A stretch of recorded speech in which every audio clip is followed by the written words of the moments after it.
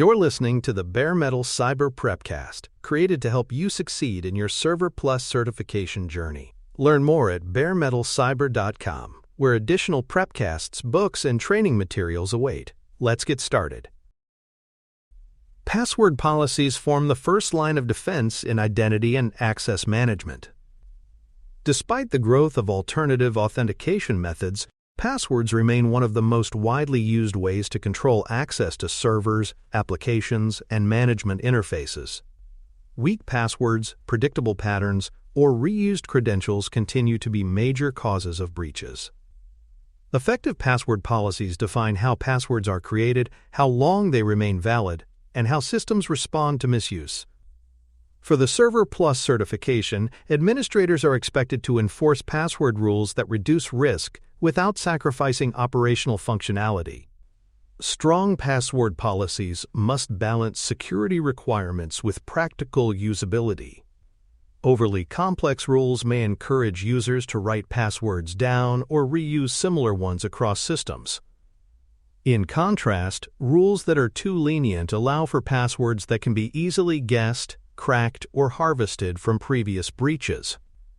Multi-factor authentication can help ease this trade-off by allowing some flexibility in password length or rotation while still maintaining strong access controls.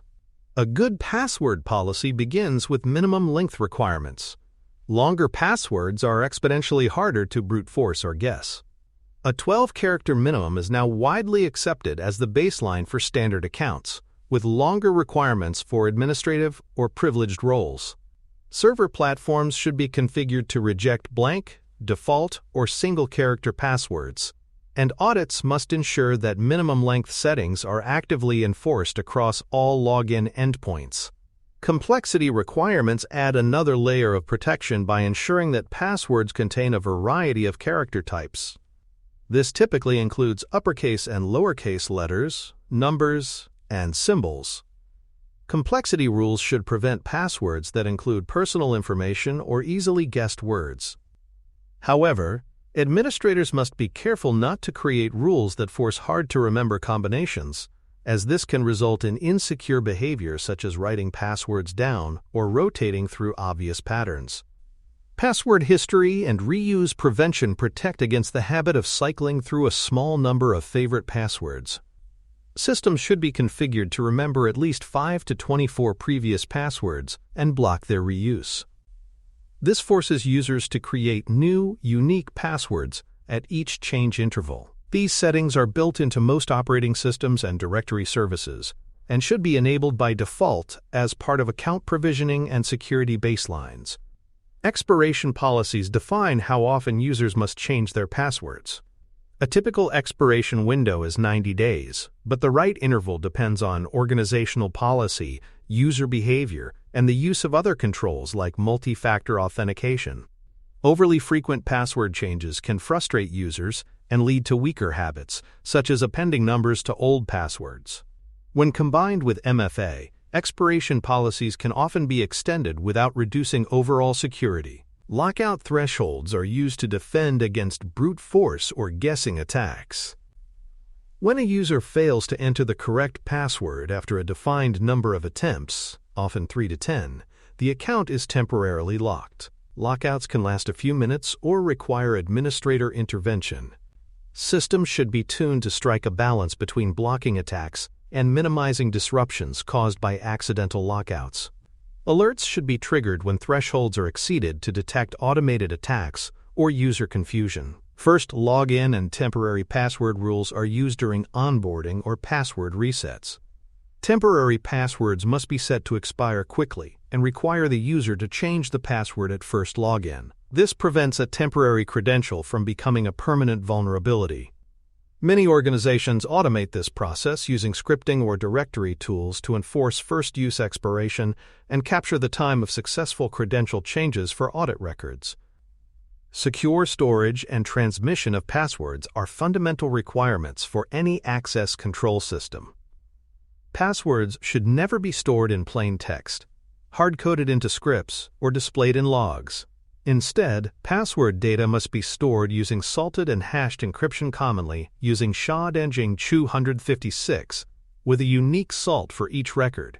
Password transmission must be protected using secure channels such as transport layer security or secure shell.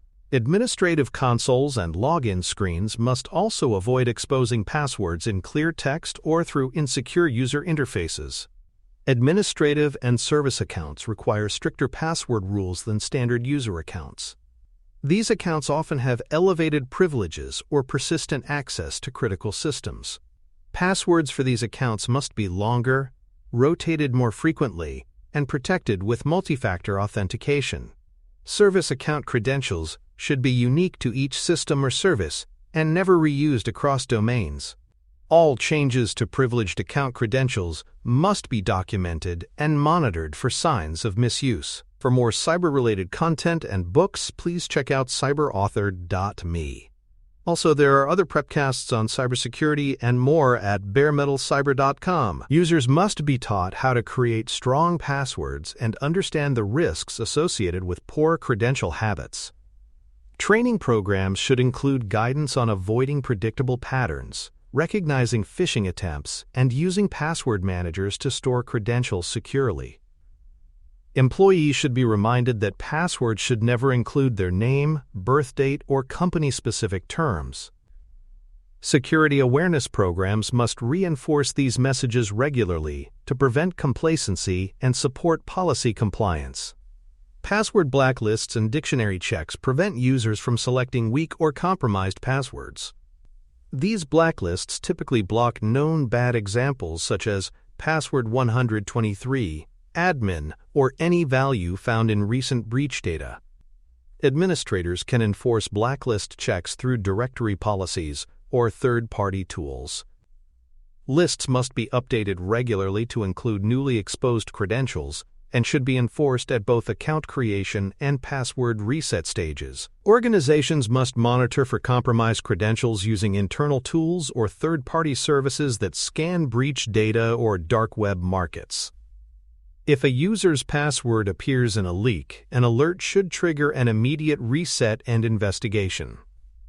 Some security platforms integrate with breach detection services to provide real-time monitoring. These detection events must be logged for follow-up, and administrators must verify that the affected credentials are no longer in use anywhere else in the environment. Password reset procedures must be secure and verifiable. Allowing users to reset their passwords using weak validation methods, such as personal questions or email alone, introduces new risks. Instead, password resets should require identity verification through a secondary method, such as a one-time code sent via a trusted device or administrator approval.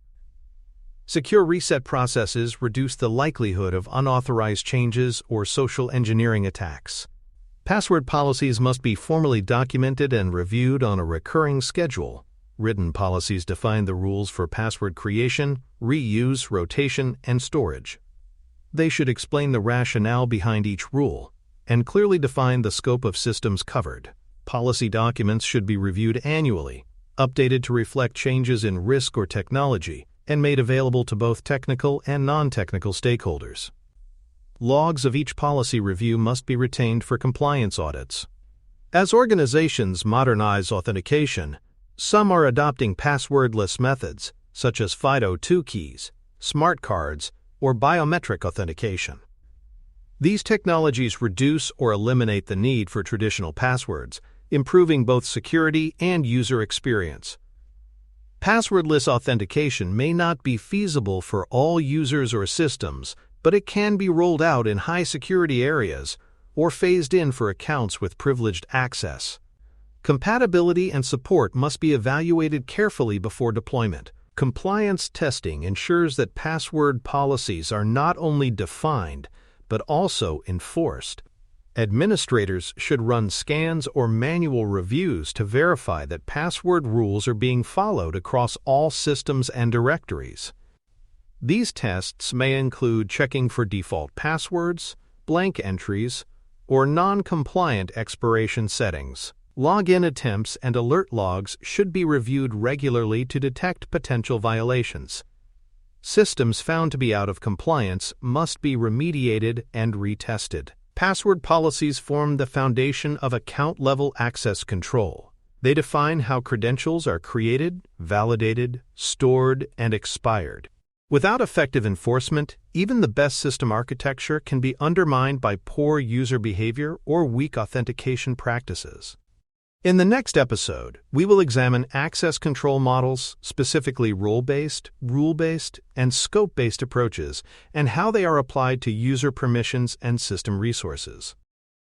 Thanks for tuning in to the Bare Metal Cyber Prepcast, your trusted source for cybersecurity news and insights.